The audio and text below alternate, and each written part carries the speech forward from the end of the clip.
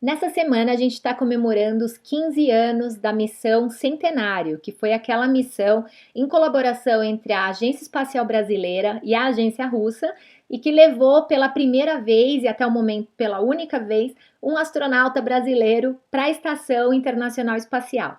Então, eu achei que seria legal contar para vocês um pouquinho do que eu tenho a ver com essa missão e de que maneira essa missão tem a ver com a minha vida. Então, fica aí que eu vou te contar tudo.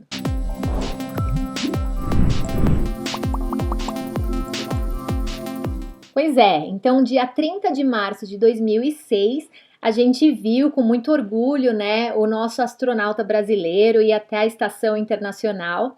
E embora muita gente fale que ele foi lá plantar feijão, o que de fato ele fez, né, ele foi fazer outros experimentos também. A questão da plantar o feijão foi um experimento educacional que ele fez em conjunto com uma escola lá do município de São José dos Campos, em São Paulo. E ele fez, além desse, ele fez mais 7 experimentos, alguns mais técnicos, outros mais científicos, né?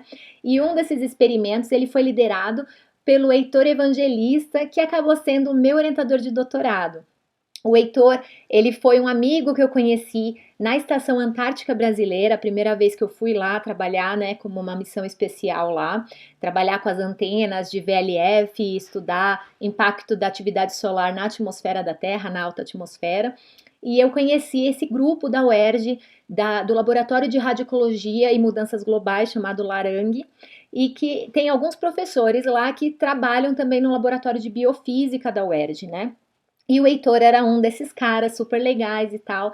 E quando eu mudei para o Rio de Janeiro em 2006, eu acabei indo conversar com esses amigos da UERJ e lá comecei a fazer meu doutorado em colaboração com o INPE, né? Então, meu título de doutora, do primeiro doutorado, vem do INPE, na área de geofísica espacial, mas a parte do laboratório, a parte mais assim aplicada da pesquisa, eu fiz no laboratório da UERJ com muito orgulho.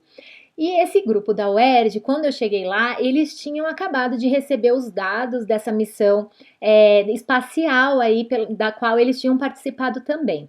O experimento que o Heitorzinho liderou foi um experimento de biofísica, então era para estudar o reparo no DNA de algumas bactérias em ambientes de microgravidade quando sofresse algum dano causado por radiação. Então, era um dispositivo lá que eles desenvolveram, né? Foi uma tecnologia brasileira que depois até ganhou patente internacional, né? E envolveu o trabalho de engenheiros do INPE, do ITA, virou tese de doutorado do meu amigo Marcelo Sampaio, engenheiro lá do INPE e do ITA. E eles desenvolveram então esse dispositivo para irradiar umas cepas de bactéria in situ. Então foi a primeira vez, era uma coisa inovadora fazer esse tipo de dano no DNA de bactéria no espaço para estudar com que velocidade o DNA ia ser reparado e tal, né? Então, eu vou deixar aqui o link para a entrevista que o Heitor deu essa semana para o YouTube da Agência Espacial Brasileira, contando um pouco desse experimento para vocês conhecerem um pouco mais. Mas foi um experimento super bacana, né? E que não só envolveu o pessoal da biofísica, então, estudando de fato os processos de reparo e de que maneira a microgravidade interfere com isso, mas também teve uma componente bem legal de engenharia espacial mesmo para criar tudo isso e fazer isso possível. A equipe toda que fazia parte desse experimento na época do lançamento do astronauta, né, brasileiro lá para a estação espacial, eles tiveram que ir para o local de lançamento porque eles tiveram que inocular essas bactérias lá algumas horas antes do lançamento, então foi super legal.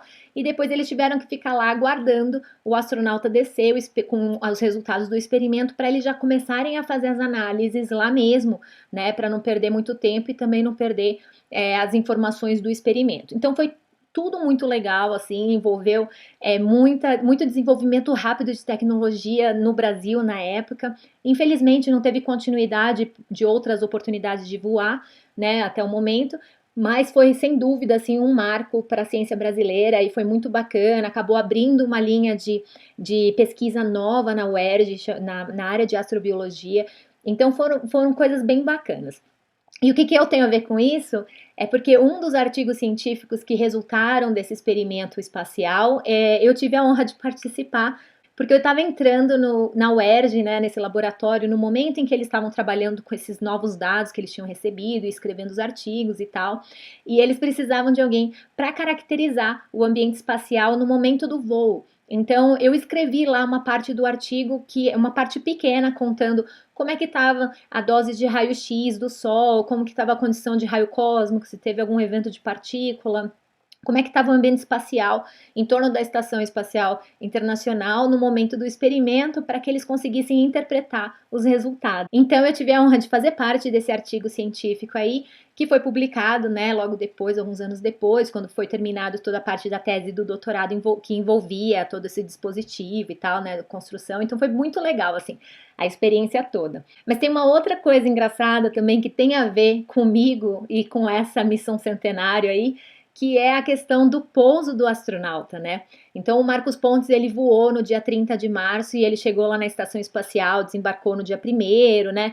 Toda aquela emoção, ele levou a bandeira do Brasil, todos nós assistimos, né, felizes aqui na Terra e tal. E depois ele passou 9 dias, mais ou menos, quase 10, e depois retornou à Terra. E no dia que ele voltou, foi dia 8 de abril. Nesse dia, eu estava casando pela primeira vez com meu ex-marido, e a gente casou lá em Penedo, né, que é uma cidade entre Rio e São Paulo. Meu ex-marido é carioca, e eu lembro que a gente casou no dia 8, e na lua de mel, que seria na noite daquele dia, né, eu, ao invés de estar me preocupada ali com a lua de mel, eu fiquei na frente da TV, assistindo o astronauta descer. Eu queria ver se desceu, tá tudo direito, como que tinha acontecido. Então essa missão centenária é engraçada porque ela acabou estragando de alguma maneira a minha lua de mel, e já era meio que um sinal aí de que tudo ia dar errado naquele casamento de fato, né?